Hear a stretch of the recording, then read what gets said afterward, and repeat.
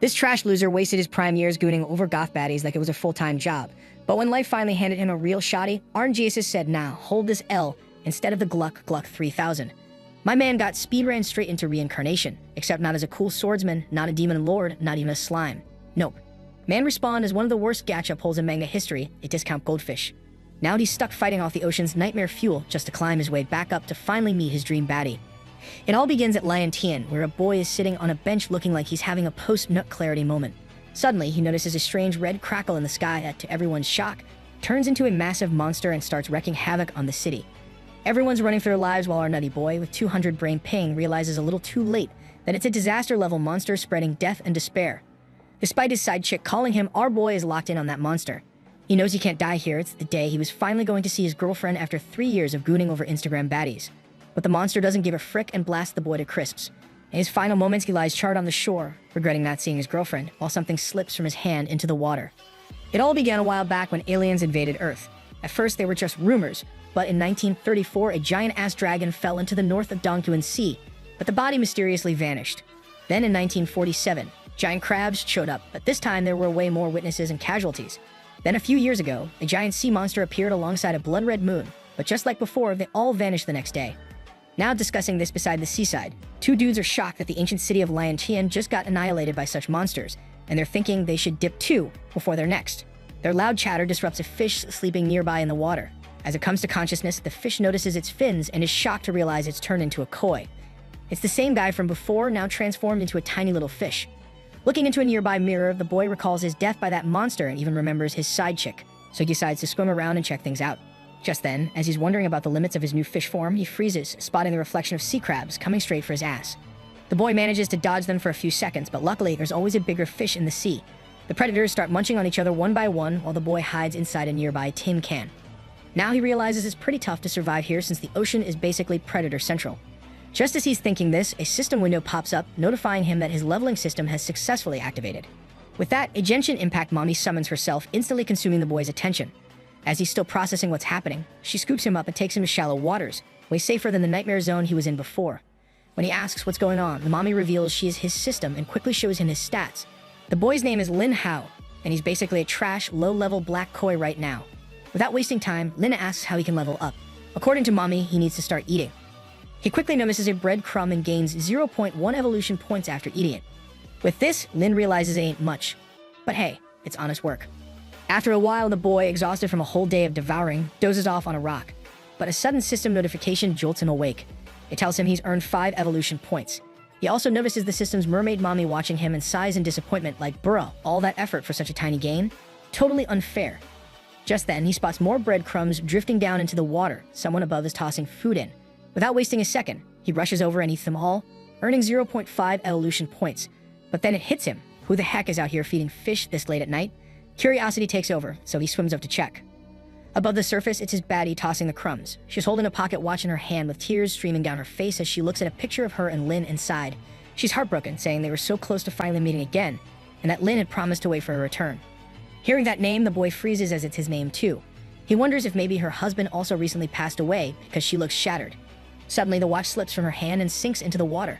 The other fish scatter as it drops, and losing that last memento of her love makes her break down even more. But then a man's voice calls from behind, addressing her as Captain Liu and reminding her it's time to leave. She quickly wipes away her tears and gives a firm nod. Before departing, she vows to stay strong and that once everything is over, she'll find him again. Meanwhile, Lin is staring at the sinking watch. To his shock, the photo inside shows him and his shorty. Realizing what this means, he panics, wondering what if his girl does something reckless. With that thought, he starts swimming toward the surface, calling out for his side piece, but to his bad luck, she's already gone. This breaks the boy down in tears, realizing he can't do she if he can't even talk. Suddenly, he remembers the watch, but quickly realizes it's fallen into the nightmare depths. Even though he knows it was their keepsake, the boy can't do anything about it since his levels are still trash. This pisses him off even more. They keep missing each other. Fueled by pure determination to meet her again, he starts taking down smaller fish, leveling up fast. The mermaid mommy notices his willpower and is impressed. Suddenly, the boy gets a notification. The evolution screen pops up, telling him he's earned enough points to evolve and asking if he wants to do it right now. Without hesitation, he accepts. A sudden surge of power hits him, and as he opens his eyes, he's shocked to see Mommy Melon staring right at him. It's the mermaid mommy, looking confused about why his leveling took so long. However, despite that, Lin now feels stronger and bigger. But since he's still just a fish, his main lever is still tiny. He quickly checks his stats, which reveal he's now level 3 and has gained 2 new skills. The mermaid points out that one skill gives him a 10-second cooldown spell that makes his scales pretty sturdy. Impressed and wanting to test it out, he whips his tail at some nearby predators.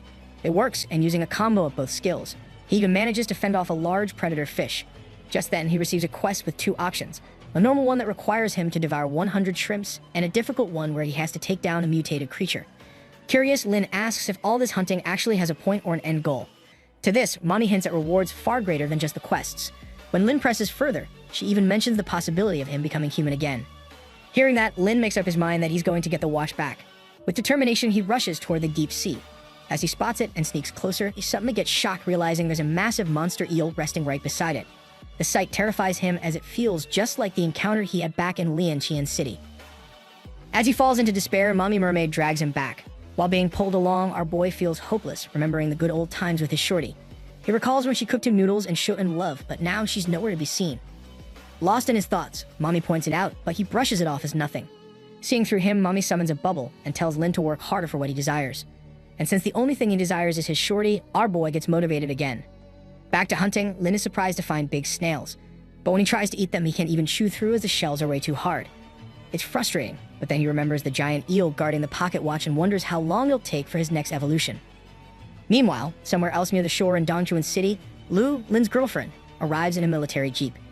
Outside on the shore, Lu's companion is shocked to see a massive monster dragon washed up.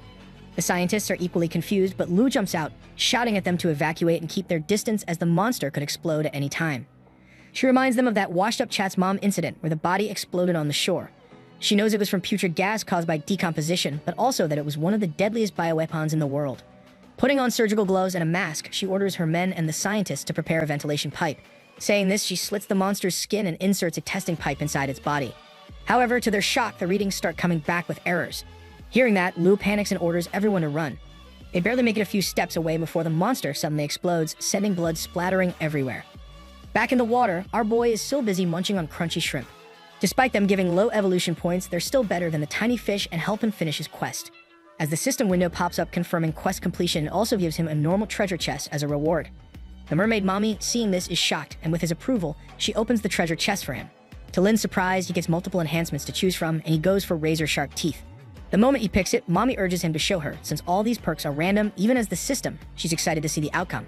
As the reward applies, Lin starts feeling super itchy in his mouth, and to his shock, he accidentally bites into a snail shell and manages to crush it in a single chomp. After that, he asks for Mommy's opinion, but she has no say in it. So he starts taking down the nearby fish and quickly realizes that the taste is awful. Thinking about the mutated creatures, he wonders if they're even in this water or if the quests are just generated randomly.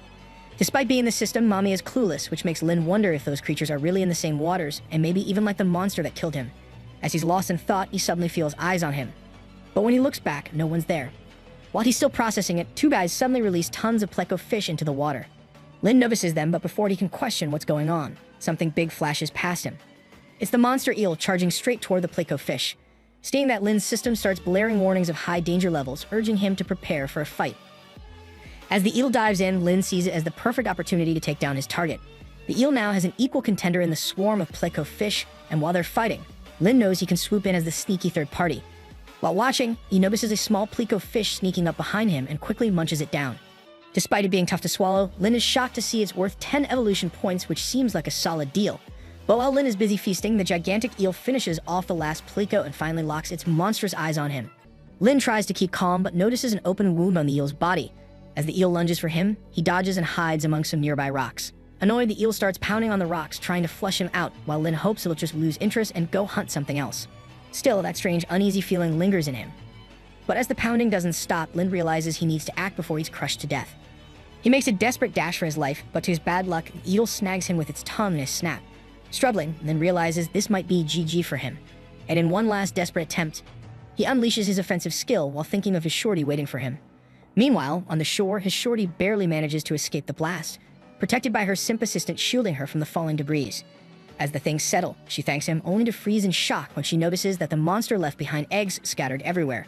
She quickly orders weapons and reinforcements, declaring that they can't let those things crawl back into the ocean. As the military team arrives, they all start blasting away at the eggs. While the pew-pew is going on, the Gooner companion keeps glazing Lu for her smarts and athleticism. Meanwhile, back inside the eel's stomach, Lin uses his head crystals to see around. He knows he needs to get out fast if he wants to survive, and then he remembers the injury he saw on the creature's back. The problem is, he needs to find that wound quickly, otherwise he's about to get digested into fish soup.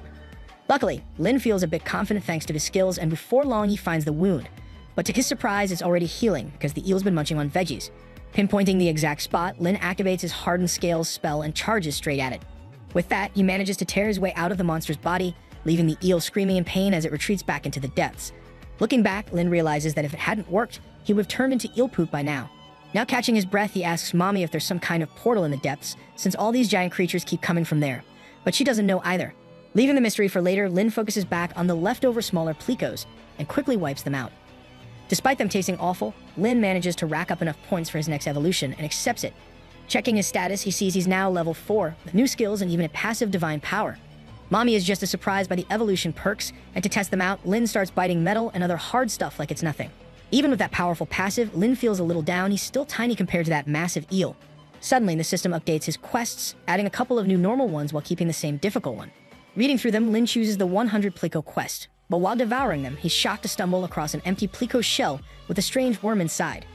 As he stares at it, one of the worms suddenly zips out, attacks another fish nearby, and latches onto its eye, taking it down instantly. Seeing that, Lin is left in disbelief. It really looks like the worm is eating the fish's brain. Curious, he asks Mommy if he can eat it, but she just tells him to try. However, just as Lin goes in to bite it down, the worm slips away, making him annoyed. This makes him wonder if that thing came from the deep waters, since it definitely didn't look casual. Lin also knows that even in these so-called safe, shallow waters, he's barely surviving, so heading into the depths would be way too risky for now. Noticing him lost in thought, Mommy pokes him back to reality and he resumes hunting for leveling up so he can eventually retrieve the locket. Meanwhile, on the shore, a mysterious ship has washed up. There's a body on it, but the way he died looks strange. After investigating, the police question the lone survivor. According to him, they were attacked and killed by loach fish. The cops don't really believe him, but the terrified guy pleads with them, insisting it was the loaches that bit his friends apart, and he was just too scared to react. However, the police noticed something odd that earlier he mentioned multiple victims, but they only found one boy on the boat. This realization breaks him completely. In disbelief, he starts screaming like a madman, yelling that the cops didn't listen, that they actually took that thing home with them. His fear is so real that the police, unsettled, decide to escalate it. They contact the Dragon Group, since this seems like it's in their jurisdiction. Soon after, Lulu, the investigator for the group, arrives only to find an empty loach shell. She asks the survivor where they found it, to which he mentions the restricted area by the coast. She then questions him about the missing bodies, and the police explain they're still under investigation after finding a blood trail leading into the ocean. Hearing this, Lou deduces that the mutated creature from the other day might have been infested by that loach, since its body was filled with eggs. She quickly calls her assistant, informing him that the cocoon they were after might already be in the city, and orders the search to begin immediately. She then tells the survivor to take her to the lake where it all went down. Meanwhile, in the shallow waters, Lin is finally done eating after devouring a ton of plecos. When Mommy questions him about why he's eating so many, Lin points out that they're invasive species, so technically he's helping the shallow water zone by wiping them out. Just then, he checks his evolution status and sees it's ready to evolve. Looking over his skills, he gets confused about one and wonders what effect improving fortune could even have. He also checks his quests and realizes, as expected, they reset every day. Now instead of just one, it says he needs to devour 10 mutated creatures. The only problem is that, where the heck is he supposed to find those? Thinking about it, he recalls the sea loaches he saw earlier and gets confused about what they were even doing there. He wonders if maybe they got mixed up with the plecos. For the time being, he brushes off the thought and gets back to leveling up. As he accepts the evolution, his status shows he's now level 7, and his divine powers have increased to level 3. He also gains a camouflage skill that basically lets him, well, camouflage with stuff around him. To test it out, he starts swimming with other fishes and realizes his divine power passive, which mentioned elevating others in an area of effect, is actually some kind of buffing aura. While the fishes are swimming in circles outside, a little girl gets excited and points it out to her mother. But then she notices the lockdown going on, with announcements asking all non-officials to leave the area. The army surrounds the pond and tosses around detection devices into the water. As they sink, Lin gets confused watching them, but when he sees them glowing, he realizes someone might be searching for something. To his shock, the lights suddenly turn red. Outside, the scientists' computers start blaring warnings of a mutated creature detected. Lin also gets the same warning that he's been discovered. Without wasting time, specialized divers in full diving suits and armed with harpoons start jumping into the pond. This immediately triggers another warning, revealing that Lin has now been marked as a mutant and should leave at once. Noticing both the warning and the divers closing in, Lin, despite fully knowing the dangers of the deep waters, decides to dive in rather than die standing there. As he sinks deeper, he's surprised to find that it isn't as bad as he expected. The system, however, urges him to go even deeper, but Lin refuses, wondering why his system mommy was suddenly acting so hostile toward him. Instead, the system pushes him toward hunting, since apparently they were already waiting. Lin then spots the same freaky little fishes from earlier devouring a much larger one right before his eyes. The sight gives him goosebumps, but it also sparks an idea. Using his stealth spell, he makes a sneak attack. To his relief, it actually works, and he manages to take a piece down. To his complete shock, that single kill instantly completes his quest of hunting 10 mutant creatures. As a reward, he receives a designated task reward chest, which contains the black iron scales skill. Without warning, his scales begin to transform into iron. Despite the uncomfortable sensation, Lin is thrilled as this is his very first transformation. The skill itself might not be the strongest, but he knows it'll be a solid boost to his defense. Just as he's soaking in this victory, a sudden eerie feeling creeps over him, the sense of a gaze locked onto his back. Turning around, Lin spots the massive eel monster from earlier, slithering out of hiding and charging straight toward him. Without hesitation, he bolts while the system's warnings flash, claiming the opponent is slightly stronger than him. But hearing it's only a slight advantage, Lin decides to stand his ground. If this eel wants a fight, then fine. He'll show him the real Chad of the depth is. As the monster charges with its mouth wide open, Lin instantly activates his iron scales skill. The eel bites down, but recoils in pain as its sharp teeth snap apart against the iron-like surface. Realizing its fangs are broken, Lin seizes the opening and slams his tail straight into its face, hitting hard enough to leave a visible bump. Despite the blow, the eel doesn't back down and lunges again. Lin dodges and counters with a vicious bite. As the monster prepares another strike, Lin braces with iron scales once more. This time, the eel hesitates and quickly tries to retreat. But Lin isn't about to let it escape so easily, so he clings to its body, sinks his teeth in deep, and rips away a chunk of flesh, making the monster scream in agony.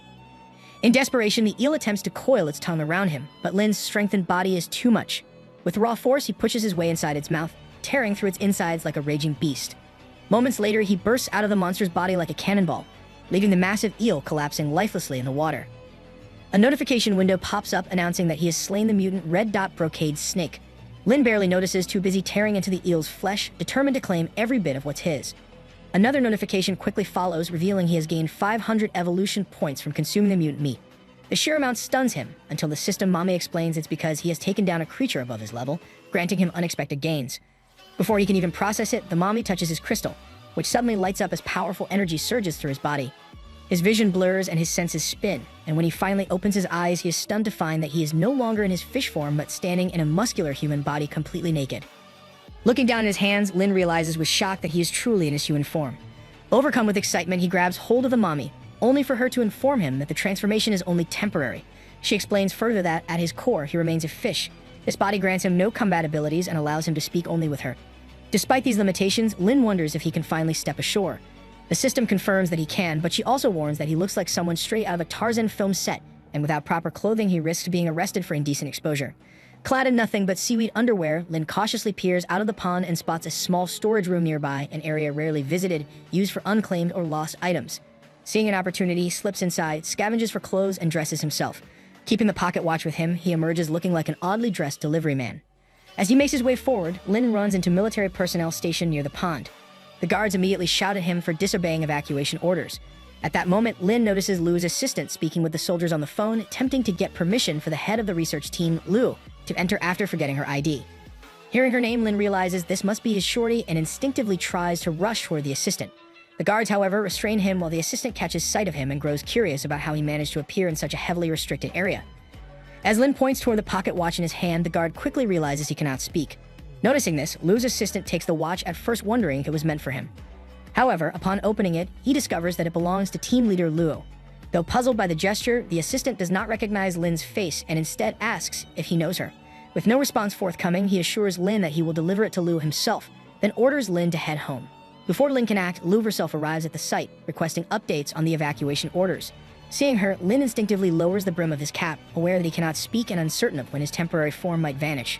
As the discussion continues, the assistant hands Lu the pocket watch. When she looks inside, the girl is shaken in disbelief. When she hurriedly asks who gave it to him, the assistant points behind him, only to find that Lin has already disappeared.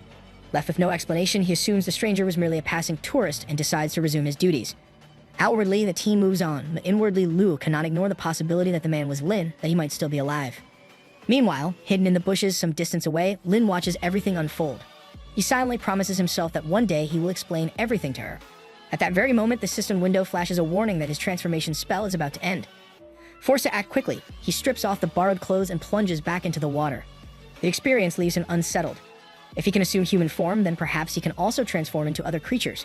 Remembering the monstrous being that killed him once before, Lin seals himself with a single resolve that he must grow stronger, train harder, and uncover the truth about the nightmare that has been tormenting him.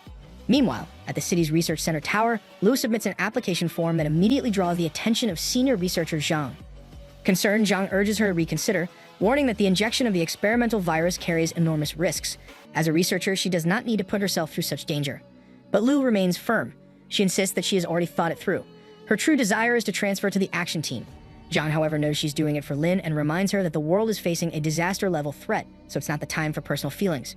According to her, though, it's not just about that femboy. She wants to join the action team to gain new breakthroughs in researching mutated creatures, since her current team always arrives late on the scene. Despite being unsatisfied, Zhang eventually agrees. Meanwhile, back in the waters, Lin is bored out of his mind and decides to head into deeper waters since he can't spot anything worth eating nearby. Mommy, however, urges him to reconsider, warning that it could be really dangerous because of unknown creatures lurking below. Lin agrees with that logic, but instantly dives into the depths anyway, convinced that he won't know unless he tries. Besides, if things go south, he can always just run for it. In the unexplored depths of the lake lies a hidden world. A dark tunnel divides two distinct realms, and outside, countless strange creatures lurk with glowing red eyes. Lin hides behind a rock, shielding himself with a leaf while chewing on a crab leg. Though tempted to explore, he chooses caution, calling in a strategic retreat. Suddenly, the system notifies him of enough evolution points to advance. He accepts, and his body glimmers with light, scales shining, eyes glowing. The transformation grants him mag vision, and new stats appear. His race is still Black Koi, but now at level 8. 1.5 meters long, 101 pounds with skills like camouflage, flame scales, powerful bite, and tail whip. His evolution also unlocks a map of the surrounding world, including the city, rivers, and a waterfall near a chemical plant. He doubts its usefulness, but discovers he can teleport for 1 hour daily. At first he hesitates, but realizing it can't hurt much, he eventually activates it. As soon as he does, his body starts transforming into glowing pixels, which get absorbed into the map, and in the next moment, he appears at a new location. Excited, Lin explores his new surroundings. Schools of fish swim nearby, turning the place into an all-you-can-eat feast. He takes down everything he sees as an easy win, and while munching on grass carp, he's surprised to see 90 evolution points gained. That's more than what he gets from scavenger fish, basically equal to 3 of them. This makes him realize how crappy his life in the city was, where every day it was either snails or scavenger fish, but here it feels like paradise. However, with everything good, there's always a catch, and suddenly a massive snake-like being slithers behind him. Lin notices it and quickly wonders if it's a snake or something else. As the creature starts hunting, he catches a glimpse of its face, and to his shock, it's a catfish. Not just any catfish, but one that's 2 meters long. That alone is strange, but even stranger is the fact that the system gave no warning sound. This makes Lin realize the creature might have the same combat level as him, or maybe even weaker. So whatever mutated thing it is, he decides it's worth going after. Maybe he can even level up directly. Lin seizes the chance for a feast, lunging to attack. Yet his teeth slide off the catfish's slippery skin. The creature retaliates with a tail strike, knocking him back. The blow barely hurts, and Lin, undeterred, activates his fighter scales and charges straight in like a maniac. Lin's body starts crackling with electricity and fire as he strikes the giant catfish, slamming it to the lake bed. The creature retaliates with a bite, but its mouth ignites, forcing it to retreat.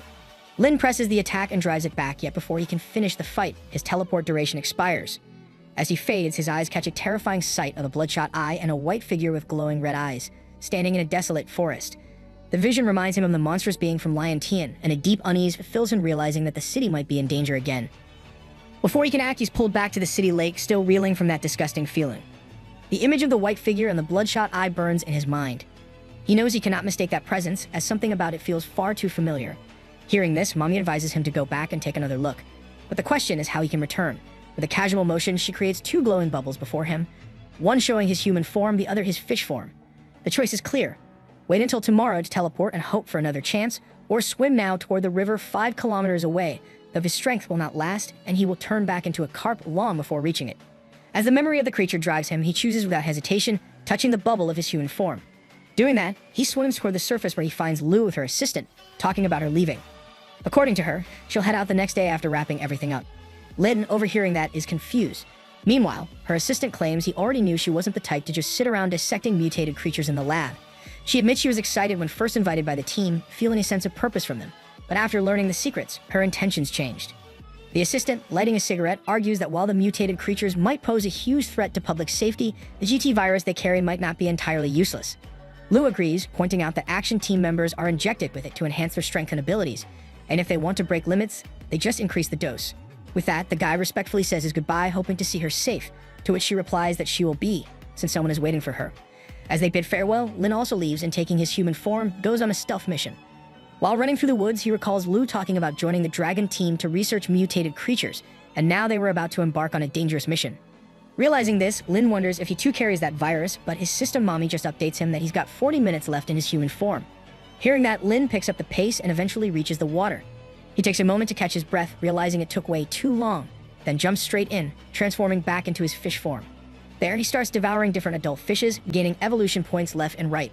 Soon the fish around him vanish, which makes him realize there might be a bigger predator nearby. Suddenly, he notices the water turning murky, and as he's about to check it out, the large catfish from before tries to bite him down. Lin escapes his jaws by inches, but immediately feels the dark killing intent from that fish, realizing something is definitely wrong with it. Thinking it might be holding some kind of grudge against him, he loads up his spell and charges straight at it head-on. Getting close, Lin unleashes his tail slash and smacks it right in the face with a powerful strike. The hit disorients the big guy, and seizing the chance, Lin bites into its body with his powerful jaws. He eventually manages to tear into its flesh, making the fish scream in pain.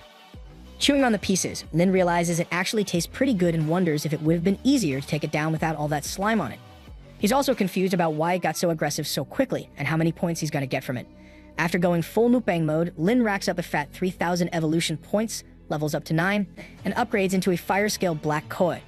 Just as he's getting excited about it, he hears some people on the surface talking about electrocuting fish. Curious, Lin swims up and notices 3 shady-looking dudes setting up for electrofishing to get an easy catch.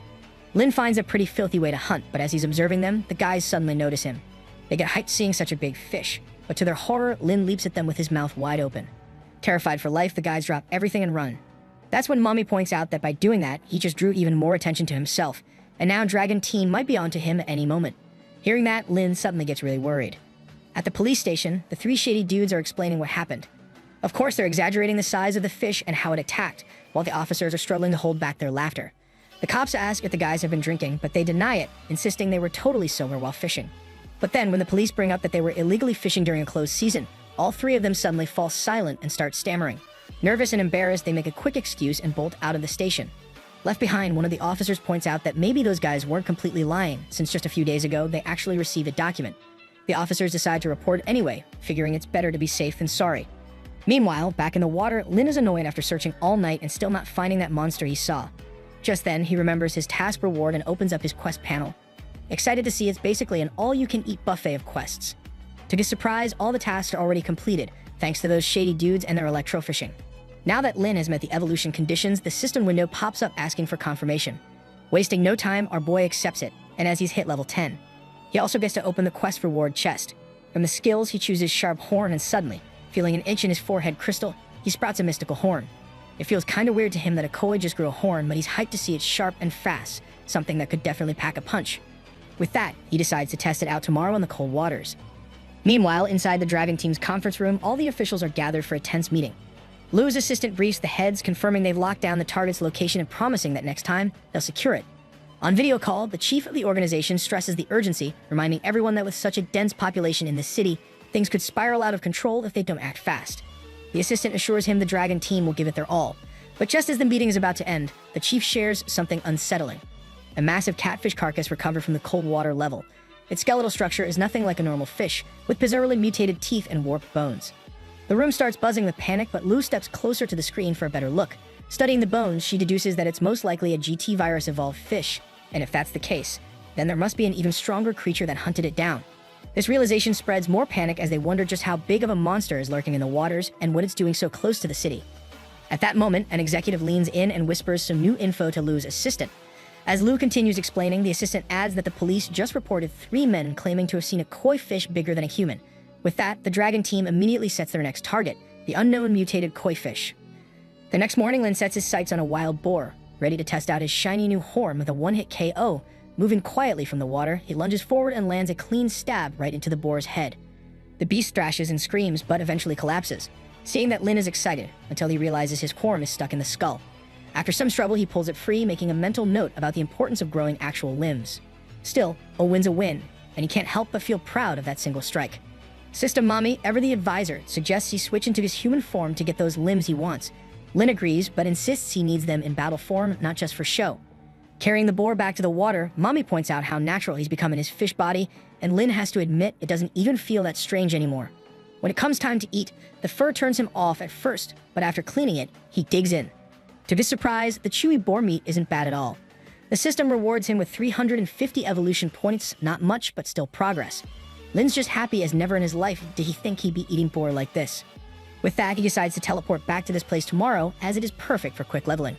He then teleports back to the pond and swims toward the shallows. There he spots a crab minding its own business. Feeling a little cocky, Lin decides it's time to show the poor thing who's boss. He easily takes it down, but notices fish grouping up at the surface and realizes the lockdown might be over. To check, he sneaks up and overhears some tourists talking about the blast in the East District and rumors of a monster. Lin wonders if it's the same one he saw in the cold river and asks Mommy if there are also land-based creatures. According to her, anyone affected by the virus can mutate, and that makes Lin realize he could too. But Mommy, with her loving eyes, assures him that he's different from the rest because he has her. This flusters Lin, but he quickly changes the topic, asking if he'll get the chance to eat the mutant monster before the dragon teen hunts it down. Just the thought of it makes him goon. However, Mommy shakes him out of his gooming and urges him to get back to work. Lin realizes he's becoming just like a corporate slave, even though he doesn't even have a boss. After grinding for a while, he unlocks a new teleportation area, which also extends his stay time by 30 minutes. Now he can explore more waters, and with that, more fish. To him, it feels exactly like unlocking new maps in a game, and he wonders what other evolutions might be waiting. Thinking about it, he uses the map and teleports to a slimy swamp near a chemical plant. Lin feels grossed out by the place, but suddenly overhears two individuals talking about something called ET, and how they need to grab it before the Dragon Team does. Lin instantly realizes these guys must be Dragon Team's enemies, since Dragon Team is supposed to be a national secret organization. To get more insight, Lin uses his stealth spell and swims closer, wondering if there's another organization besides the Dragon Team. As he gets near, he notices the two dudes carrying long boxes on their backs, probably guns. The guys keep talking about something they're looking for in Dongchuan that can awaken an ancient creature. They also mention ancient civilization relics hidden in the city. Hearing that, Lin is shocked, like, wait, Dongchuan has ancient creatures too. These guys want to get their hands on those relics and use the advanced equipment from them to become the strongest when disaster strikes. One of them tells the other to keep his voice down, but the other brushes it off, saying no one's around in this swamp. Little do they know, Ko Goldberg is lurking just a few feet away. As they are about to leave, they claim they'll kill anyone who gets in their way. With that, Lin realizes these guys are definitely the bad guys, especially since they're strapped with guns. Meanwhile, one of them hears news on his earpiece and orders the other to get ready since Dragon Team has already narrowed down the target. Mocking the Dragon Team as just a bunch of kids, they also mention bringing out a number 3 suit. This number 3 suit really makes Lin curious, but to his shock, the guys suddenly receive a warning that they've been discovered. Lin quickly ducks down before they can even notice him. Inside, he realizes their watches might actually be mutated creature detectors, which honestly seem way more convenient than Dragon Team's giant clunky gear. The guys, now on edge, wonder if a mutated creature is nearby. To test it, they open one of the boxes and pull out a massive sword oozing with dark energy. Without hesitation, one of them slashes it into the water, sending waves splashing everywhere.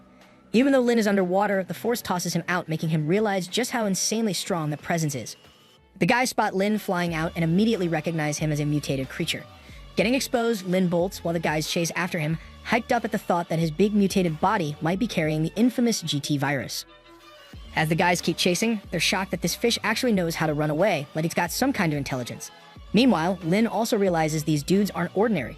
Carrying those heavy boxes and still keeping up is no joke. To speed up, Lin uses his tail splash and manages to put some distance between them. Eventually, he loses them and reminds himself he doesn't really need to be nervous, since worst case, he can always teleport away if they catch him. With that, he gets back to hunting, though he's still thinking about those guys and how they probably aren't from Dragon Team. He brushes it off for now, since his main goal is gaining evolution points. Running low on time, he rushes around taking out Telepia left and right. But even after all that grinding, he doesn't see much of a change in his status, though at least the fish here are giving him pretty high evolution points. After munching them all down, he checks his quest panel and sees 4 tasks waiting.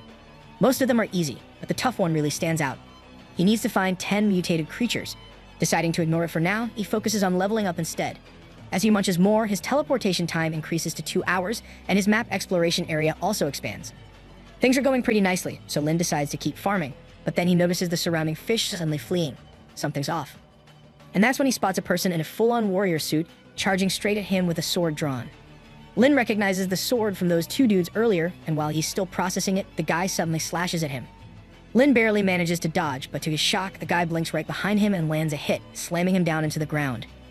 Getting struck, Lin realizes this guy is insanely fast, so he uses all of his skills to retaliate. He unleashes a powerful energy burst that stuns the guy, and as the man's about to recover, Lin closes the distance and smacks him right in the face. The hit works, breaking the man's face shield and confirming it really is the same dude from before. Not stopping for a second, Lin launches a barrage of horn strikes. But despite the power, he can't pierce through the guy's armor. It's ridiculously tough for a human suit.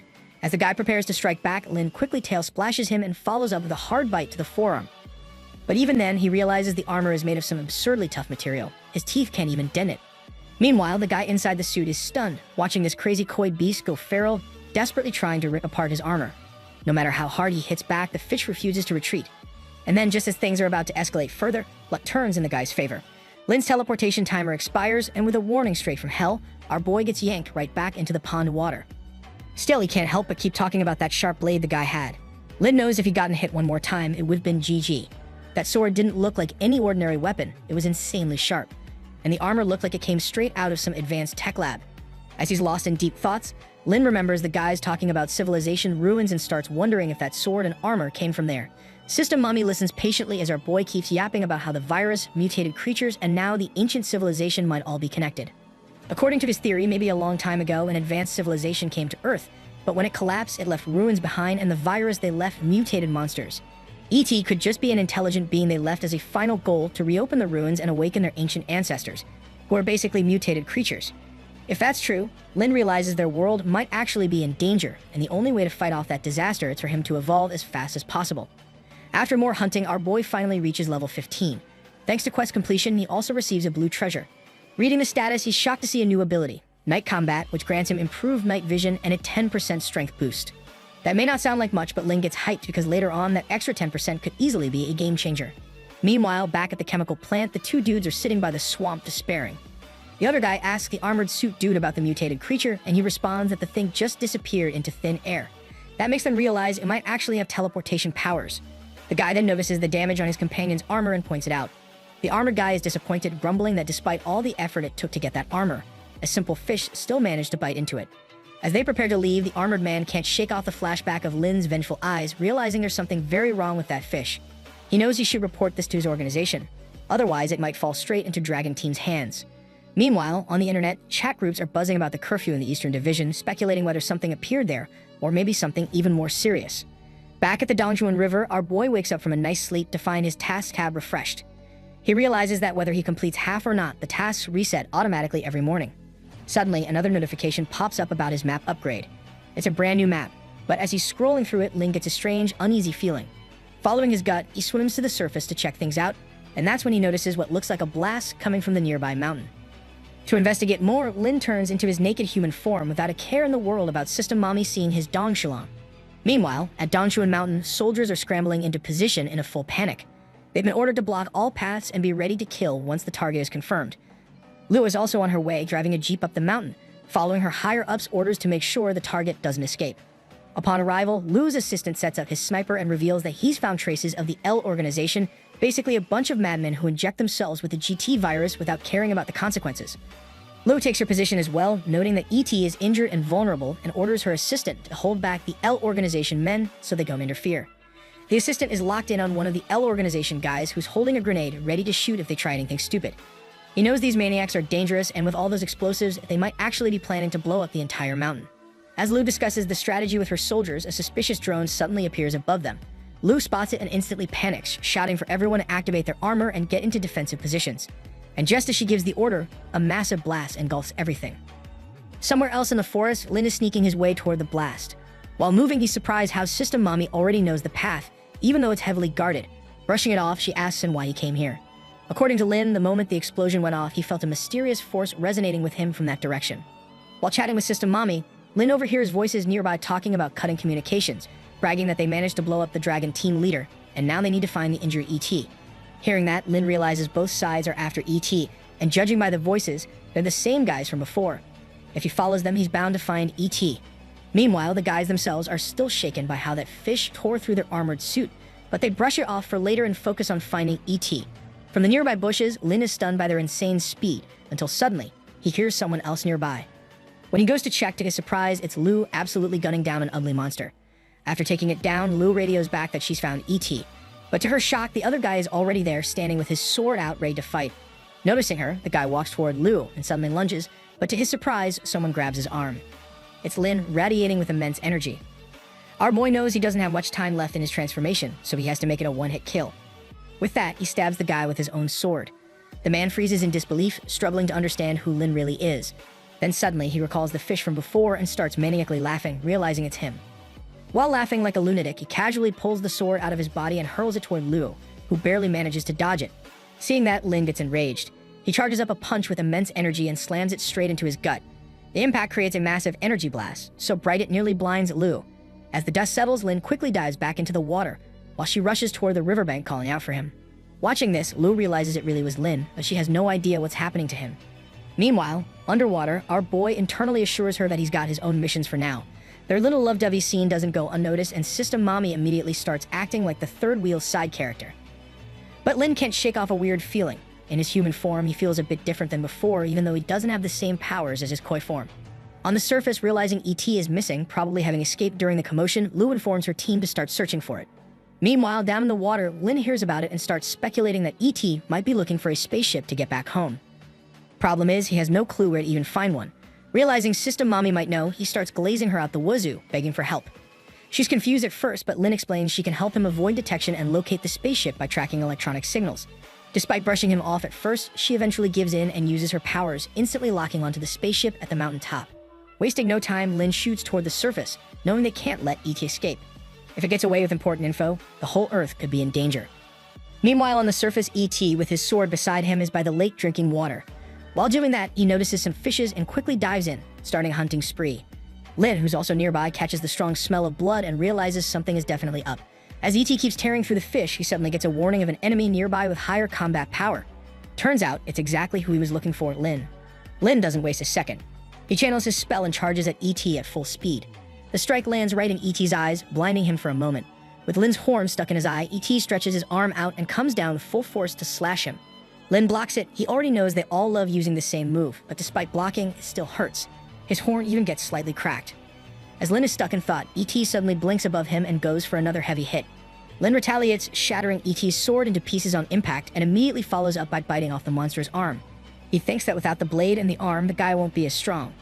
But to his shock, E.T. just morphs another arm out of nowhere and smacks him in the face with insane power. The blow sends Lin into unconsciousness, and in that state, he sees himself in human form aimlessly floating. He hears System Mommy's voice, desperately trying to wake him up. When he finally opens his eyes, he notices her shielding him, telling him not to waste energy retaliating recklessly or he'll die. Suddenly, another punch slams into Lin, sending him crashing into a nearby wall. For the first time in a long while, he actually feels raw pain. And to make things worse, E.T. is already winding up another power-loaded attack. However, as the strike lands, Lin manages to dodge and makes a break for it.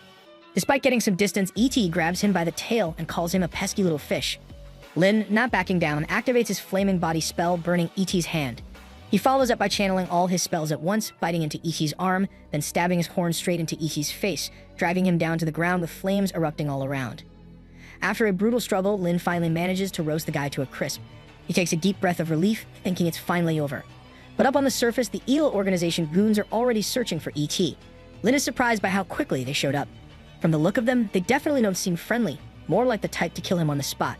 The guys on the surface spot E.T.'s body underwater, but realize it might already be toast. Enraged by whoever took him out, they start swearing they'll skin the culprit alive. Our boy Lin, back of the Koi Goldberg from you, hears all this and realizes it's a desperate situation. With no other choice, he decides to roll the dice and take a gamble.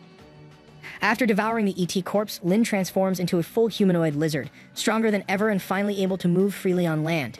Deep in the mountains, a hidden craft guarded by the Eel Organization becomes his next target. Their patrol doesn't last long as a red blur bursts from the water, slitting their throats and leaving the guards sprawled out dead. In salamander form, Lin crawls toward the craft, dead set on not letting the enemy keep it. Inside, an eel soldier is chilling, totally unaware of what's coming. Lin shifts into human form, strikes the man without warning, then instantly morphs back into his monstrous self. The terrified soldier barely has time to scream before Lin tears him apart. The rest of the squad sees the brutal mess their buddy's in and completely panics, but in a single slash, Lin cuts through them, turning the place into a bloodbath. Doing this, Lin realizes his energy has skyrocketed after this evolution. He might finally not be stuck in the water all the time.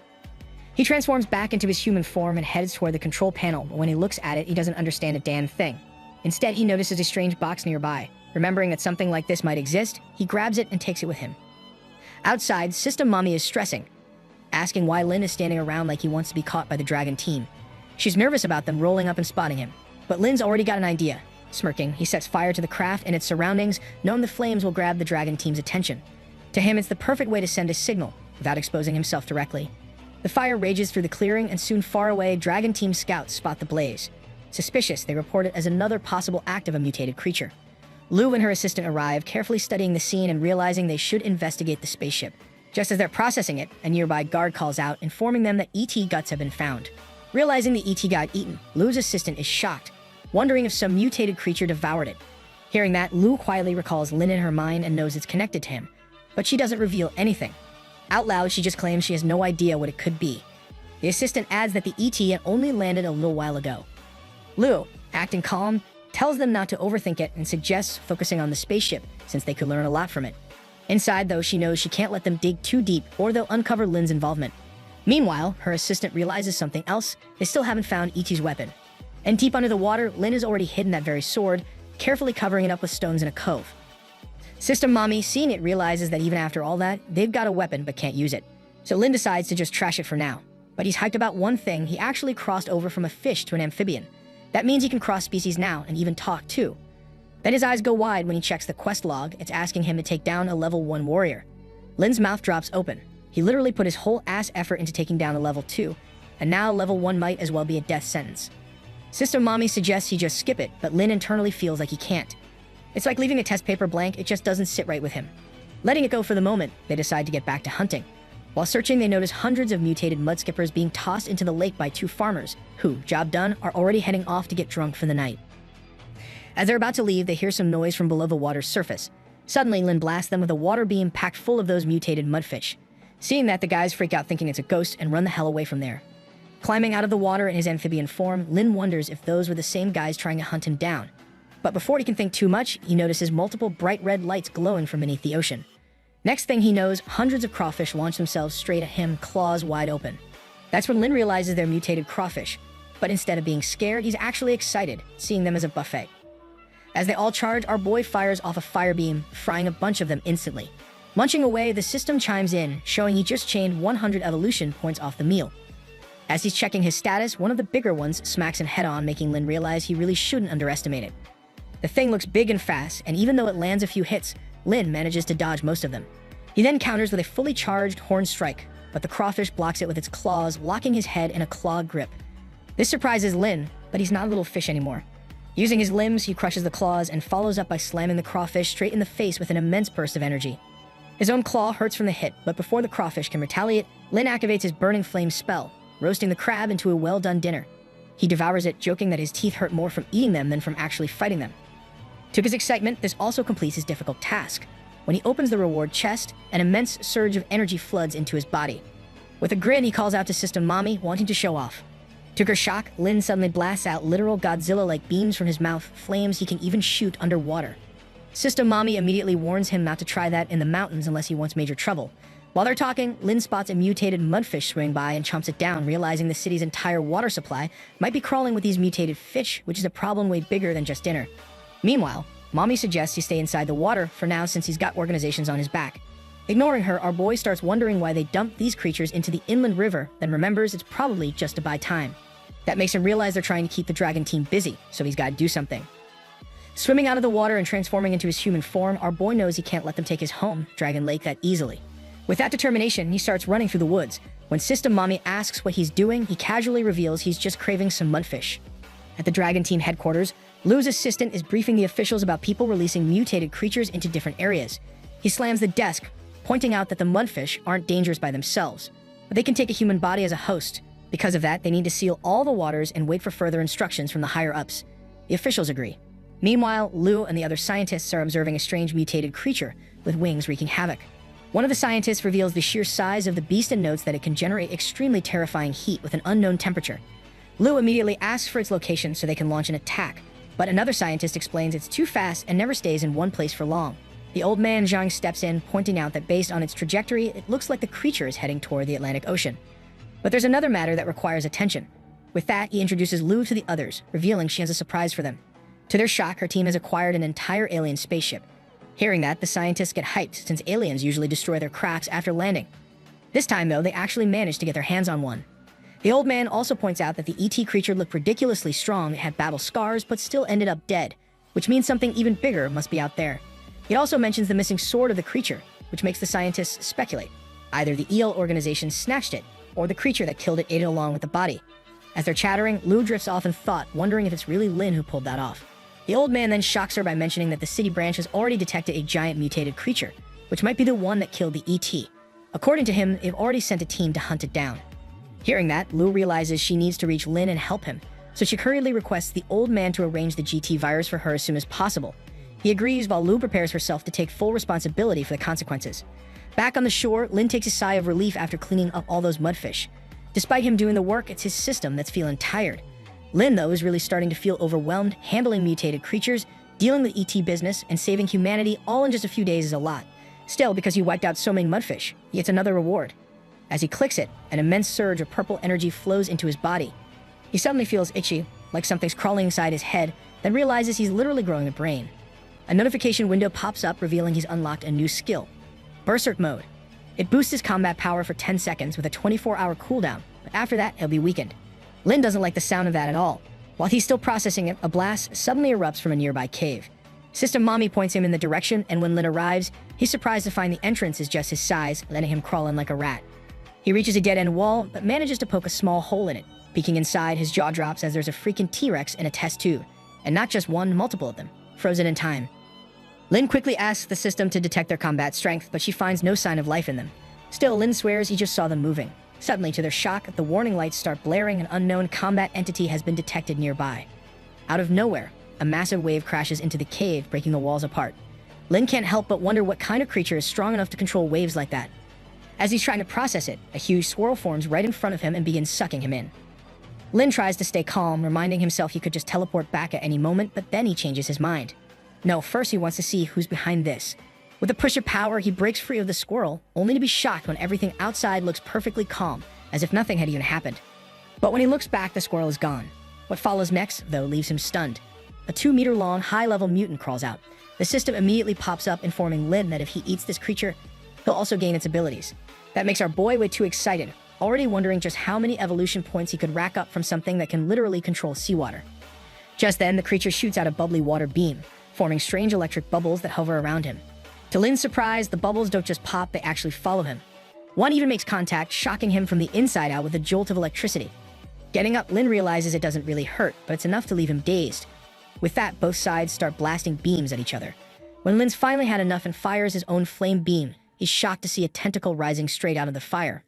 The monster's tentacle lashes toward him and actually manages to grab him.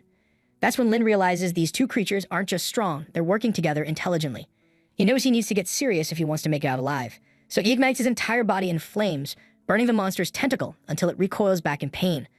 But the mutant fish isn't done, it quickly follows up with another bubble beam attack. Our boy dodges every single one of them, charging straight toward the monster. As he closes in and the fish tries to launch yet another beam, Lin literally opens his mouth and spits a fire beam right down its throat like the good fish it is. The blast erupts inside the monster's body, bursting flames out all around. That's the end of the mutant fish. Wasting no time, Lin devours it whole. Right after, System Mommy warns that the blood might attract other monsters, but Lin's more than ready to take them on.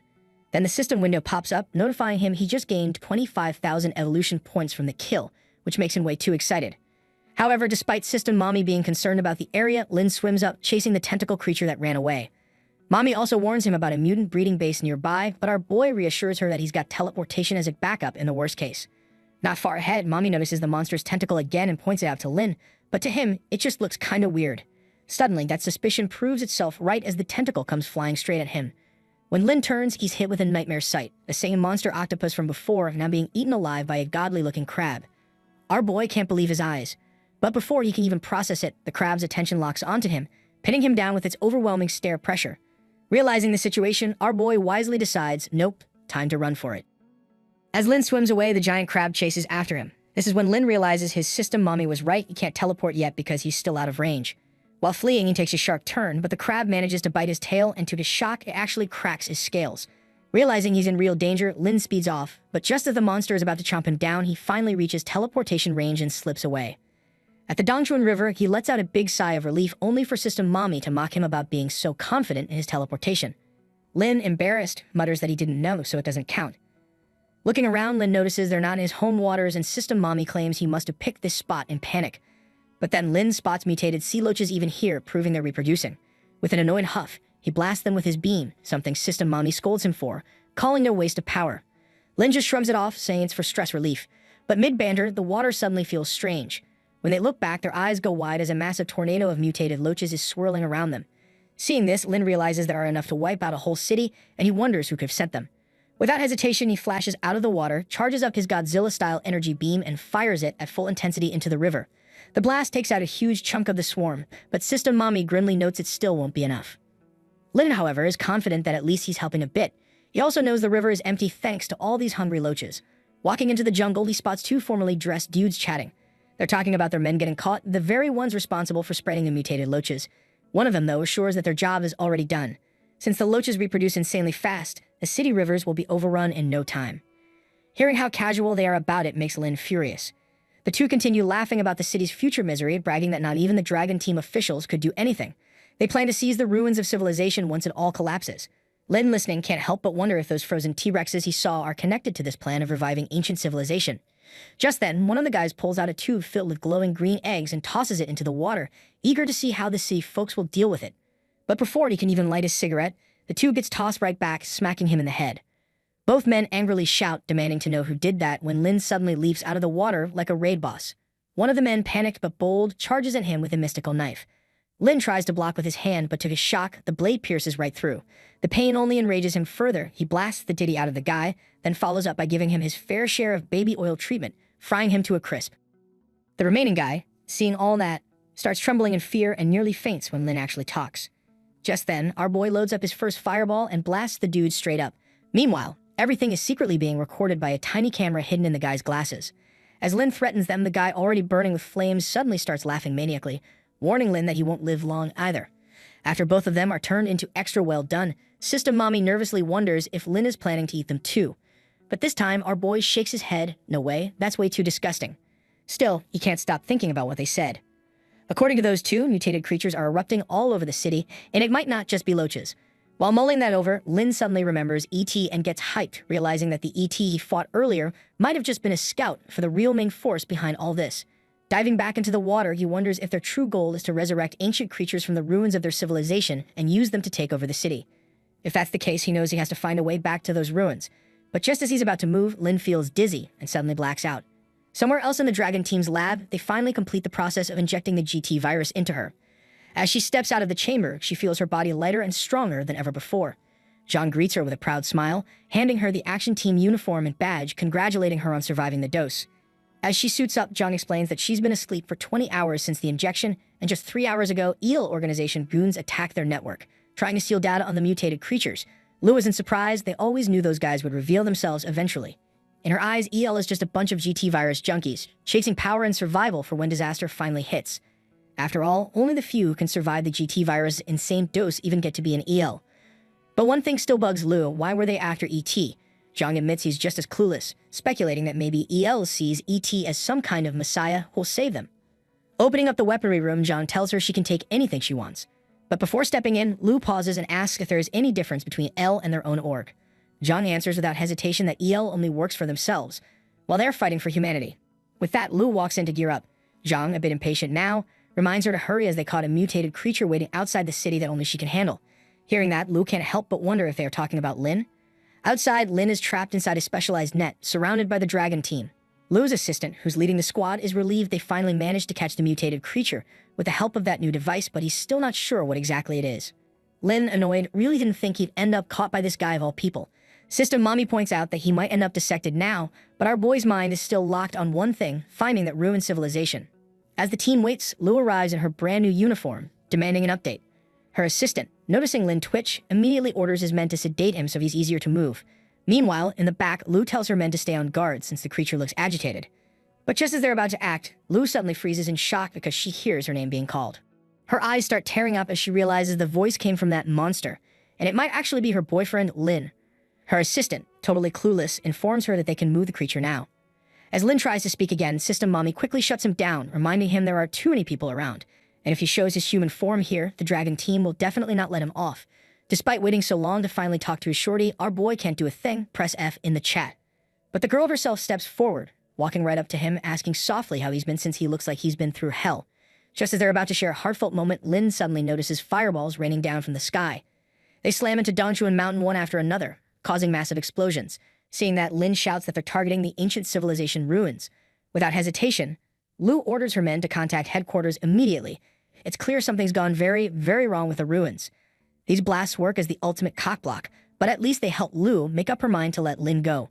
She knows she can't put people's lives in danger just to keep him locked up, so he needs to be released. With one swing of her sword, she cuts off his net, and as he drops, it creates a massive water splash. Lin, seizing the opportunity, bolts off while Lu just stands there, lost in thought. Her assistant, not noticing her struggle, assumes the monster escaped on its own and decides they'll deal with it later. With that, Lu orders the team to prep for heading towards the ancient ruins. Back in the water, Lin digs out the ancient sword, knowing they need it now more than ever. Just as he finishes, he hears commotion going on at the surface. Thinking it might be aliens, he swims up to check it out. As he surfaces, his warning system detects an unknown entity, which confuses him since he already cleared the pool of all mutants. Suddenly, nearby, an electric extraterrestrial orb appears, radiating immense force. When Lin finally breaks the surface, he notices two armored aliens, but he's confused about why they're here instead of at the ancient city. Meanwhile, the aliens are scanning with their forearm devices, trying to detect higher combat strength. To their shock, they get one big signal. Before they can figure it out, the water explodes with a massive splash, and Lin comes shooting out, landing right beside them. Seeing him, one alien starts warning about their master, who's about to arrive. But our boy, standing on business, doesn't wait around. He hits him straight with the fiery beam. However, the alien quickly pops open his shield and blocks it. Doing that, he realizes they might not be the ones who triggered this creature. But to their surprise, Lin burrows himself and pops out right beside them. In a blink, he dodges the counterattack and with his powerful claws, rips off one of the alien's heads, killing him on the spot. The other alien, seeing this, just raises a finger and fires a powerful plasma shot that smacks Lin dead in the center, sending him crashing back into the water. It hurts like hell, but what shocks Lin even more is that the alien dude suddenly starts creating a massive whirlpool in the water. It looks like the energy came from the power sphere that the aliens are flexing with. But Lin isn't stressing too much. He's an amphibian, and water is literally his home turf. To his surprise, the whirlpool isn't pulling him down. It's actually carrying him forward like some cosmic Uber. Right on cue, System Mommy activates a protective shield because she knows Lin is that extra main character type. She can catches him meditating, casually cooking up a glowing red orb like it's a spirit bomb moment. Meanwhile, the military outside is scrambling. Lu's assistant is busy pulling up spaceship trajectories, claiming there are 3, but both of them know the math ain't mathing. There's definitely more, and they're headed straight for the ancient ruins. The assistant decides to squad up with a team to go check things out, promising updates. Inside, Lu is stressing. They got 2 mutant T-Rexes frozen in those ruins for ages, and the scientists still can't crack the ice to study them. So why would aliens pull up with a whole fleet just to wake up a couple of dino bosses? Then it clicks, what if there are more ruins hidden in the city? Lu immediately shares the theory with Zhang, who reveals that HQ has already sent in their pro-level soldiers. Zhang tells Lu to hold the mountains with the others. Lu was about to reply when a dude walks in looking like Chad. It's Lai, the captain of the Dragon Action Team, and he's giving off main character energy while greeting her. As night falls, Lu's assistant and his team are still waiting in the woods for the alien spaceships to land. Just as they're about to lose hope, they spot a meteor-looking thing streaking down from the sky. Lu's assistant quickly requests Lu to intercept it. Without wasting time, a missile blasts it down, and seeing the opportunity, he and his team jump into action to link up with the main force. They keep blasting these meteorites, but in the process, Lu's assistant's team stumbles across a spaceship parked right in the middle of the woods. They're a bit confused at first as it looks completely untouched, not a single scratch from the missile hits. Turns out it's a fully functioning spaceship without a single mark of damage. As they're still processing this, the door slowly creaks open, and in a flash, an alien charges straight at them. Lu's team snaps into action, blasting away, but the alien is too damn fast, dodging every single bullet before slicing one of the soldiers clean in half. It then rushes at Lu's assistant, who draws his sword, seeing it as a challenge. Their blades collide, sparks flying, and Lu's assistant clenches his jaw, determined to at least take the thing down with him if he dies here. He orders his men to fire, but the alien's shield blocks all the bullets with ease.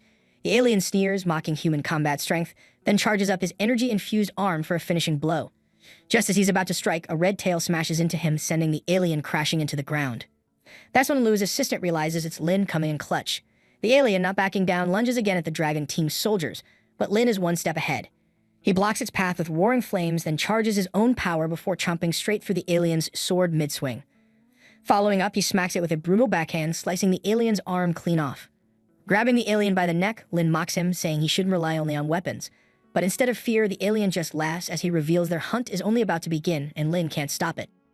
Lin tightens his grip around the creature's throat, demanding answers, but the figure just smiles wider, eyes glowing with pure madness. Even while being crushed, the guy leans in close and whispers something that makes Lin's pupils shrink like he just got spoiled on the final episode of a show. Before Lin can process the tea, a glowing arrow slices through the air and blasts straight into the figure's head, shattering it into glittering fragments like someone just rage quit a video game. Lin stands there holding the limp body, fuming.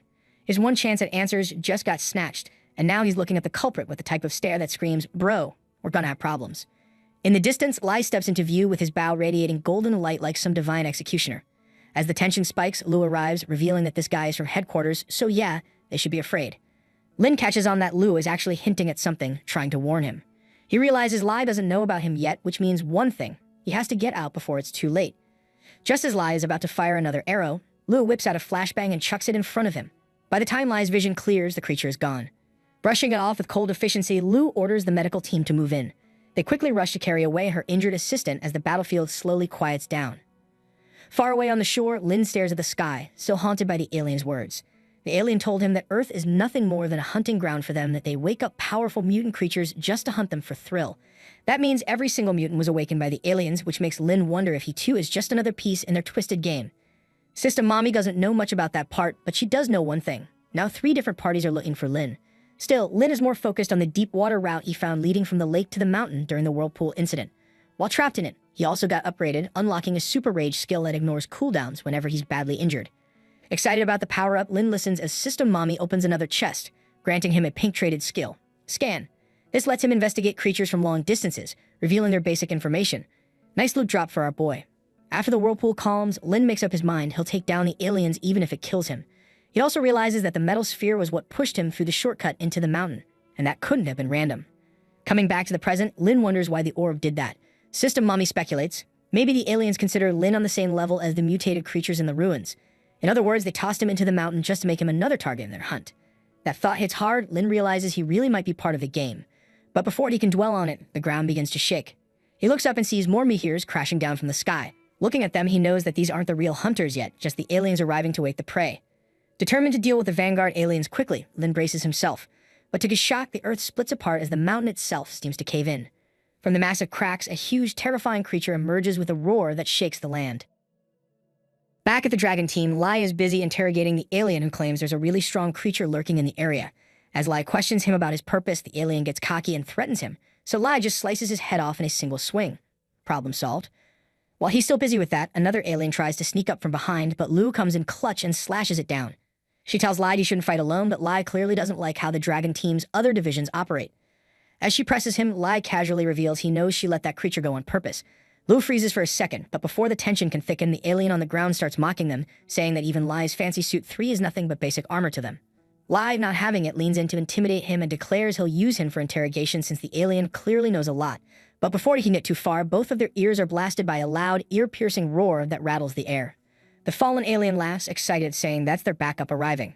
Meanwhile, over at the mountain, Lin is now staring down a mutant earth dragon with a combat strength of 404. He is hyped to see his new skill actually works, but also kinda shook that a giant mutated worm managed to level up into this monster. Before he can make another sarcastic comment, the worm suddenly lunges at him. Lin barely dodges by inches, his heart racing. Even though he evaded, he knows one clean hit from that thing would have shattered him into pieces. The worm, not backing down, follows up with a flurry of attacks, but Lin manages to dodge them all, though he's confused as hell about how it even knows his position without having eyes. As he's still processing that, the worm suddenly lunges right on top of him. Lin barely manages to sidestep, realizing this thing is getting faster and faster. Out of nowhere, the worm's massive body smacks him, sending him crashing to the ground. Despite its bulky, hectic body, it's way too fast. With that insane speed, it grabs Lin and slams him down again, carving a massive crater in the earth. This enrages our boy, who mocks it, asking if that's really all the monster's got. With that, Lin powers up, fiery scales blazing, and charges straight into the beast, chomping down with a savage jaw bite. His bite literally starts melting its skin, but to his shock, just one swing of the worm's body sends him flying again, crashing into a nearby mountain. That's when Lin realizes this monster is also getting stronger. A quick glance shows its combat strength has increased. Not knowing what the hell is going on, Lin decides to screw it. It's time to go super rage mode. His body surges with power as he transforms into a full-on raid boss, ready to go all out on this bastard. As the monster charges at him with its mouth wide open, Lin, loading up his own body with powerful energy, grabs its teeth. He then literally picks up the worm and slams it into the ground, creating a loud, earth-shaking blast. Not stopping there, Lin follows up by slashing the monster all across his body with his razor-sharp claws. Our boy is in full-on rage mode now, and despite the monster already being basically done for, he just keeps burning it, tearing it apart from the inside out. He's going absolutely off the moon like a werewolf under a blood moon, enhancing his strength to insane levels. After a while, Lin finally finishes devouring the beast. Exhausted, he realizes just how massive the thing really was. System Mommy quickly shields him up, since he's weakened from the aftermath of his rage spell. While he's resting, a system notification pops up showing he gained a whopping 120,000 evolution points, making Mommy realize this boy is absurdly lucky. Meanwhile, back near the shore, Lu and the action team captain are escorting the captured alien back to headquarters for interrogation. On their way, Lu points out that the aliens have jammed their communication, so they'll have to walk all the way back to base.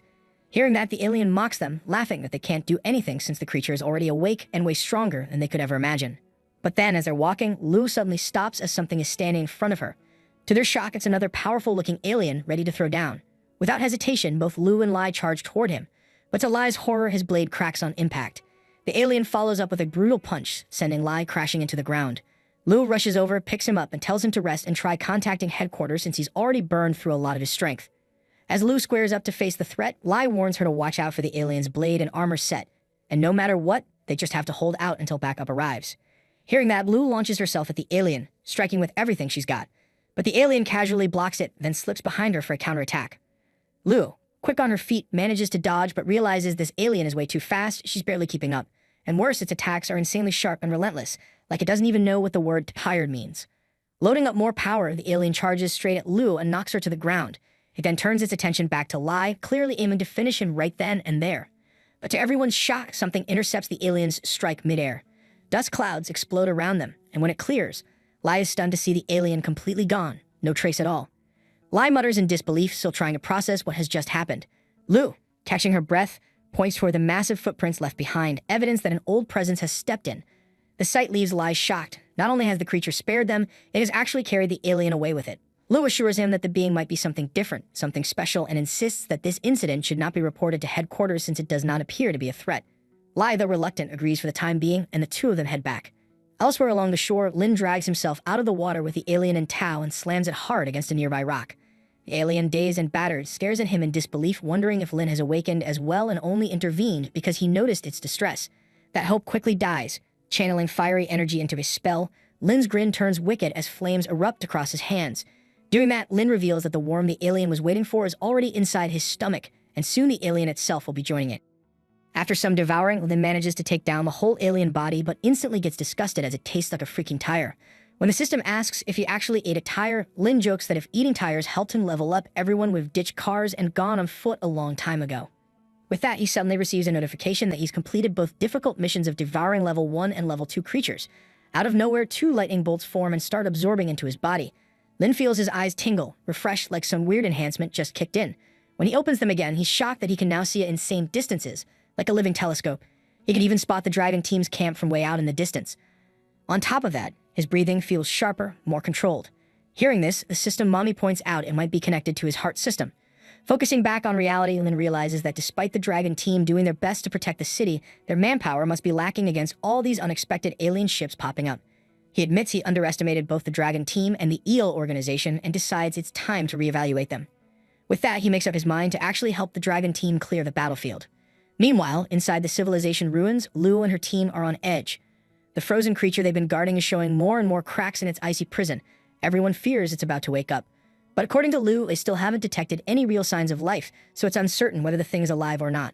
Some of her men suggest contacting the action team for backup, but Lu shuts that down, saying they're busy waiting on new armor upgrades and will return later anyway. Just then, one of her men rushes in with bad news that the eel organization has leaked all the information. As Lu is processing the situation, Lai shows up carrying the suit number 2 box, revealing that he found it hidden in the mountains. Hearing that, Lu immediately realizes it must have belonged to the alien Lin cleared out earlier. When she opens the box, she's stunned to see a level 2 armor sword inside. According to her, level 3 is the lowest and easiest to obtain, so getting hands on a level 2 is a super rare feat. Lai adds that at headquarters they only have level 3 suits, and if someone wants a level 2, they have to earn it by passing a special test inside the ruins. Not only that, it's notoriously hard to get. There's no restriction on trying, but many people have lost their lives chasing it. Lai goes on to say he actually found 5 of these suits, which gets Lu all hyped up, thinking it must be thanks to that special friend of hers. As they're talking, the cave walls suddenly start shaking, making Lu realize the alien must be trying to wake the T-Rexes up. Meanwhile, on the surface, Lin, fresh off taking down another alien, also hears the strange signal, feeling like something is literally calling him. Suddenly, countless colorful beams shoot across the floor, and right in the middle of them floats that same mysterious orb from before. Lin rushes to grab it, but the orb vanishes instantly. System Mommy shakes him awake, and that's when he realizes it wasn't gone. The orb was inside his mind.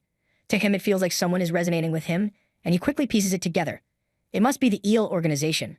Lin figures out they deliberately placed that orb to help the aliens wake up the monsters. Without wasting a second, he charges off toward the frequency's source. Meanwhile, System Mommy, busy glazing herself, as always, notices her reckless boy already ran off, so she decides to follow him. Near the civilization ruins, Lin uses camouflage to lurk around but is confused that he hasn't sensed the aura of the T-Rex, which means they're still asleep. He also realizes that the metal ball might be the key to waking those T-Rexes up, and someone from the driving team is definitely sus for doing it.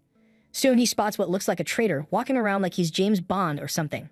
Lin follows the guy, and once he enters the cave, the dude pulls out a small glowing ball from his pocket, muttering that it's his mission to wake the T-Rexes. Lin, not the type to just sit quietly, blasts a fire beam right at his hand. Startled, the guy whips out his pistol and upon seeing Lin, starts unloading bullets, screaming monster. However, not a single bullet leaves even a scratch on him. Lin casually grabs the guy by the neck, but to his surprise, the dude's got some hidden device in his arm. He triggers it, and a massive blast erupts. But when the smoke clears, Lin walks out completely unscratched, more shocked that the guy tried to take himself out just to get rid of Lin. Processing this, Lin suddenly hears heavy gunfire coming from inside the civilization ruins. Inside, the Dragon team is going full blast mode on something: tanks, machine guns, everything they've got. After a while of non-stop fire, Lai signals everyone to stop, while Lu wonders if the thing is finally dead. But as the smoke settles, a T-Rex stomps out, completely unscratched and absolutely furious. Seeing this, Lai realizes normal bullets ain't gonna do squat against this beast, so he starts firing his lightning arrows. But to his shock, the moment one arrow hits the T-Rex's eye, it just reflects right off the eyeball. Lu, however, points out that even though it looked useless, it actually did damage the eyes a little. She tells him to keep going. Hearing that, Lai starts shooting again, aiming directly at the creature's eyes, and this time it works. However, it only makes the creature even more enraged, and it starts charging straight at the Dragon team. The soldiers, seeing it coming, are panicking in fear, while Lu whips out her otherworldly, metal-forged sword to test it out on the T-Rex's body. She also orders the one with the number 2 suit to lead everyone outside and get ready to execute the final plan if things go south. As they're still processing, the T-Rex is already upon them. But just as it's about to strike, a blazing fire beam slams into it, sending the massive beast flying. The T-Rex screeches as its body burns while Lin charges in, latching onto its face with a vicious bite. The T-Rex thrashes and retaliates, knocking Lin back, but our boy doesn't feel a single ounce of pain in his rage mode. While this chaos is unfolding, Lu leaps into action too, launching herself into the air and slashing at the T-Rex's tail. To her surprise, the blade actually works, so she tosses the sword over to Lin, telling him to go for its eyes. Catching the sword midair, Lin springs up, aiming for the creature's head. But before he can land the strike, the T-Rex chomps down and shatters the sword into pieces. Lin doesn't stop. He immediately follows up by blasting a fiery beam straight at the T-Rex's eyes, making it roar in agony. But then multiple warning screens suddenly pop up from the system. As Lin glances up, he notices hundreds of missiles streaking toward their location. Seeing this, Lin can't help but wonder if after all that, they are actually trying to get rid of him too. As the blast hit, Lin remembered cutting down the T-Rex with a level 2 sword, only to get smacked down by its tail. While he was down, he also recalled the hundreds of missiles raining toward him. Back in the present, Lin wakes up thanks to a good old slap from System Mommy.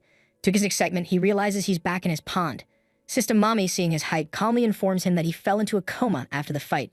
Just as the explosions were about to hit, she managed to teleport him back. However, on Lin asking about it, she reveals that the mutant wasn't even hurt by the explosions since its skin is ridiculously tough. She also drops the bomb that Lin was unconscious for 1.5 days. Hearing this, Lin immediately decides to head back and check things out. Using teleportation, he flashes straight toward the civilization ruins. While speeding along, Mommy wonders why he's in such a rush, to which Lin cheekily replies that he wants to be in the show. After all, the Dragon team's bombing might have gravely injured the T-Rex, and it could be by the riverside healing. Sure enough, as Lin reaches the river, his guess proves correct. The T-Rex is chilling there, munching on some deer like it's having a riverside picnic. Using his camouflage spell, Lin sneaks up from behind and spreads out a cloud of fiery smoke to create a distraction. Taking advantage of the moment, he quickly lunges in and bites down hard on the T-Rex's leg. However, the T-Rex, not thinking much, just chomps Lin straight into its mouth. But that's exactly what Lin wanted. From the inside, he unleashes his thorn scales, shocking the monster from within. Then he cranks it up a notch, targeting the T-Rex's insides and engulfing them in flames. In no time, smoke starts pouring out of the creature's body as it collapses to the ground. Lin literally smoked it from the inside out. As it falls, the stench gets even worse, making System Mommy gag in disgust. Lin, however, just grins and assures her that it was all part of his bigger plan. Not wasting a second, our boy jumps right back into devouring the T-Rex. Meanwhile, back in the city hospital, both Lin and Lai are receiving treatment for their injuries. Out of nowhere, they both get calls at the same time. On the line, headquarters is demanding explanations about what exactly happened with that other mutated creature that appeared during the battle. Just as Lin is about to reveal who it was, Lai's assistant barges in, claiming it was a dragon. To their shock, he informs them that they spotted what looks like a dragon in the city's pond. Seeing the live feed, Lin immediately understands why. The social media chat groups are also buzzing nonstop about mutated creatures appearing and wreaking havoc in the city. Everyone's heard the news about the dragon sighting in the pond, clearly stirring up widespread panic. Meanwhile, in the Dragon Team conference room, Zhang asks Lu for her opinion. According to her, it's probably some kind of mutated snake-like reptile, but she definitely doesn't believe it's a dragon. Zhang agrees, saying they need to calm the masses, spin it to their advantage, and at the same time keep the L organization away from all this mess. Lai, however, points out that the rumors are all over the place. Some say it's a filming crew, while folks from far-off urban areas think it's just a movie prop. Lu suggests deleting social media posts about it so people will soon forget. Meanwhile, back at the pond, our boy has now massively transformed into this long, snake-like beast. He's level 40 with nearly 500 strength and a ton of powerful skills. Even he's shocked that devouring the T-Rex gave him such an insane amount of evolution points, wondering why he didn't do it earlier. Looking at his reflection in the mirror, our boy realizes he's basically a full-on flood dragon now. And if this keeps up, he might just evolve into a real dragon. According to System Mommy, he doesn't even need a dragon gate to ascend anymore. However, she reminds him that he needs to head back to the mountains. Back there, Lin starts clearing the rubble blocking the entrance to the civilization ruins. He's eager to explore, but while he's busy yapping to Mommy about turning back into a human to save energy, he suddenly notices a rat scurrying out of the cave. It's then followed by the thunder of countless rats, leaving Lin totally confused. He wonders if it's because their awakening goal is complete, and that's why they're all retreating. Saying that, he transforms back into human form and crawls deeper into the cave. Inside, he finds other ancient animals preserved in tubes. The 2 T-Rexes were shocking enough, but Lin never expected to see so many extinct creatures here. Even crazier, they all seem to be mutated. As he's processing all this, Lin hears Lu's team approaching and quickly hides. Lu enters with her squad, looking around and points out that these ruins are ridiculously hard to destroy. There are also advanced tools here that their current world's scientists can't even understand. Lu's assistant, checking the place out, wonders aloud if all of it was left behind by some ancient civilization. However, Lai denies that, revealing that before the birth of humans, there were already some powerful, advanced civilizations that might have come to Earth and left these relics behind. He also claims that the alien they encountered earlier might have been here to awaken these creatures, though they still don't know the exact purpose. As they shift their focus back toward finding equipment, Lin, lurking nearby, swears to protect Lu at all costs. Once they leave, he gets all hyped, realizing there are tons of creatures here he could eat to speed up his evolution. But System Mommy suggests first checking their stats. Lin listens, only to be completely shocked when he finds nothing. That's when it hits him. These creatures are all dead. Lin wonders if they still have evolution points, but System Mommy just mocks him for even asking. Soon after, Lin gets his reward for devouring the mutated T-Rex, something called the Scale of Mystical Iron. Our boy, seeing the progress bar, is surprised since he always used to get rewards randomly before. This time, he also gets a chest, and when he opens it, he finds the Corroding Claws skill, which makes his claws look way sharper. To test it out, Lin slashes at a nearby rock and, to his surprise, leaves deep claw marks in it. Even the missiles weren't strong enough to do that, but thanks to his new skill, he pulled it off. However, Lin suddenly realizes there's more. He notices a strange symbol on the screen and presses it. As soon as he does, it opens up his map and teleports him back into his pond. He's completely confused about what just happened, and even System Mommy doesn't know anything about it. Lin soon realizes that if that's the case, then the place must actually be hidden in the depths of the pond. So without wasting time, he dives straight down. The deeper he goes, the eerier it gets, so quiet that he starts wondering if all the creatures just vanished. Suddenly, smoke starts rising from the seabed, followed by a massive blast that sends debris flying everywhere. As the dust and rubble settle, Lin is shocked to see what looks like a whirlpool forming right in front of him.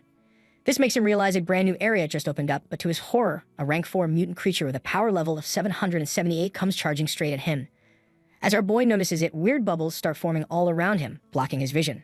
The creature catches up, and just as it's about to strike, Lin spots it and blasts out his own fire beam, resulting in a massive collision blast. To Lin's shock, the thing actually manages to punch through his fire beam and sends him flying right out of it. This makes him even more pissed, so he starts channeling his fiery scale spell, but before he can let it rip, he suddenly gets smacked with a frost beam. Lin, seeing that for the first time, is stunned. He's surprised, but he also knows it's time to teach this guy a lesson, so he charges straight at it. Lin manages to bite down on his arm and immediately feels the icy coldness seeping into his body. Before he can react, the creature slashes him with its frost claws, and Lin realizes those claws are no joke. Every hit cuts deep. The creature pauses for a second, then charges again. This time it manages to pierce straight through Lin's body with its spikes. Despite the pain, our boy retaliates by slashing its tentacles clean off.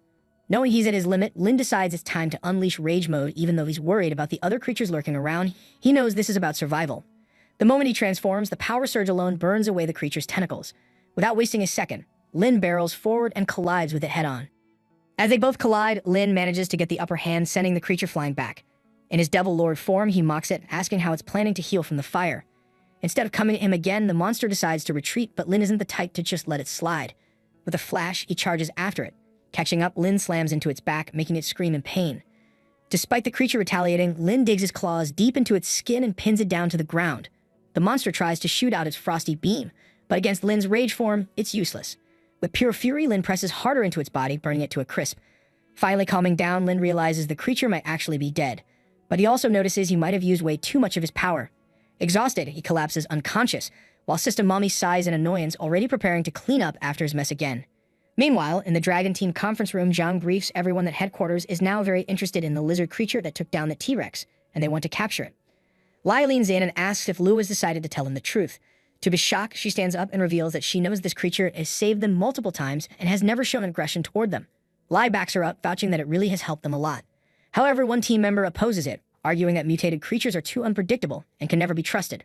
For this, Lu suggests tracking it without capturing it, but the opposition guy still doesn't see the point. So she slams down the level 2 suit sword, claiming it was thanks to that mutated creature, who, somehow, seems to know exactly what they need.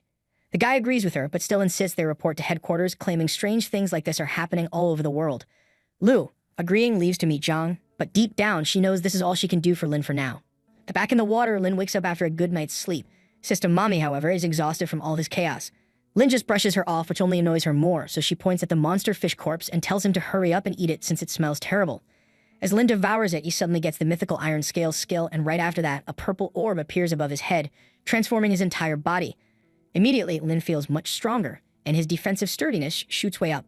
On top of that, he also receives a hidden reward that lets him merge his skills. Of course, our boy wastes no time and merges them instantly, gaining a buff to his mythical Iron Scale that lets him return 1% of the damage back to his enemy.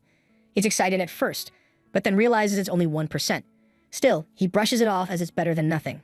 While he's busy admiring his new power, Lin suddenly notices the city river's water level is rising, and it's coming from the hole where he fought that monster earlier. Realizing it might hold more treasures, Lin dives right in. But as he goes deeper, he's shocked at how pitch black it is down there. Even so, he keeps diving further and further, only to be stunned when he touches the wall and realizes the entire tunnel is made of metal.